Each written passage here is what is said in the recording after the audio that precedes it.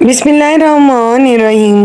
حضور پاک صلی اللہ علیہ وآلہ وسلم شب معراج میں بیت المقدس کی طرف جاتے ہوئے مصر کے قریب ایک مقام سے گزرے تو انہیں نہایت زبردست خوشبو آنے لگی۔ آپ صلی اللہ علیہ وآلہ وسلم نے حضرت جبرائیل علیہ السلام سے پوچھا کہ یہ خوشبو کیسی ہے؟ جواب ملا، فرعون کی بیٹی کی باندھی مشاطہ اور اس کی اولاد کی قبر سے آ رہی ہے۔ پھر حضرت جبرائیل علیہ السلام نے اس کا قصہ بیان کیا کہ مشاطہ فرعون کی بیٹی کی خادمہ تھی۔ وہ خفیہ طور پر اسلام لا چکی تھی۔ ایک دن فرعون کی بیٹی کو کنگھی کرتے ہوئے اتفاقاً اس کے ہاتھ سے کنگھی نیچے گر گئی۔ بے ساختہ بسم اللہ نکل گیا۔ اس پہ شہزادی نے کہا، تو نے آج عجیب کلمہ بولا ہے، خدا تو میرا باپ فرعون ہے، پھر تم نے یہ کس کا کلمہ پڑھا ہے؟ اس پر مشاطہ نے جواب دیا، فرعون رب نہیں ہے، رب تو اللہ ہے جو تجھے، مجھے اور فرعون کو روزی دیتا ہے۔ اس پر فرعون کی بیٹی نے کہا، اچھا تو میرے باپ کے سوا کسی اور کو اپنا رب مانتی ہے؟ مشاطہ نے جواب دیا، جی ہاں،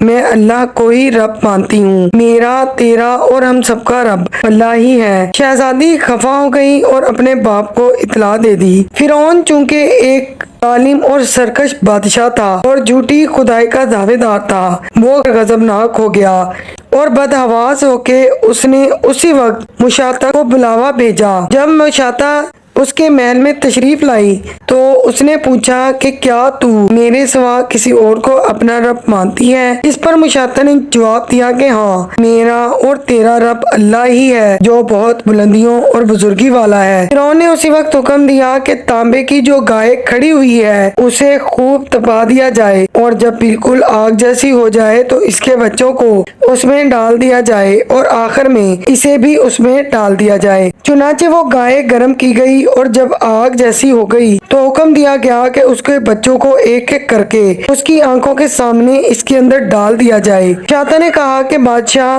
ایک درخواست میری بھی قبول کر لیں کہ میری اور میرے بچوں کی ہڈیوں کو ایک ہی جگہ ڈال دیا جائے۔ اس نے کہا، اچھا، تیرے کچھ حقوق ہم پر بھی ہیں، اس لیے یہ منظور ہو گئی۔ پھر اس کی آنکھوں کے سامنے اس کی دونوں بچیاں جلتی ہوئی گائے میں ڈال دی گئیں اور مشاطہ کی آنکھوں کے سامنے ہی وہ جل کر راکھ ہو گئیں۔ پھر سب سے چھوٹے بچے کی باری آئی جو ماں کی چھاتی سے لگا دودھ پی رہا تھا۔ فرعون کے سپاہیوں نے اسے گھسیٹا تو اس نیک بندی کی آنکھوں میں اندھیرا چھا گیا۔ اللہ تبارک و تعالی نے اس بچے کو اسی وقت زبان دے دی۔ اس نے بآواز بلند کہا، اماں جان افسوس نہ کریں، اماں جان ذرا بھی پریشان نہ ہو، حق پر جان دینا ہی سب سے بڑی نیکی ہے۔ چنانچہ اسے بھی صبر آ گیا، اس بچے کو بھی آگ میں ڈال دیا گیا اور آخر میں ان کی ماں کو آگ میں ڈالا گیا۔ یہ خوشبو، یہ مہکیں اسی جنتی محل سے آ رہی ہیں جہاں پر یہ نیک عورت اور اس کے معصوم بچے دفن تھے۔ سبحان اللہ۔ اللہ تبارک و تعالیٰ ہر مسلمان کو دین حق پر مر مٹنے کی توفیق عطا فرمائے۔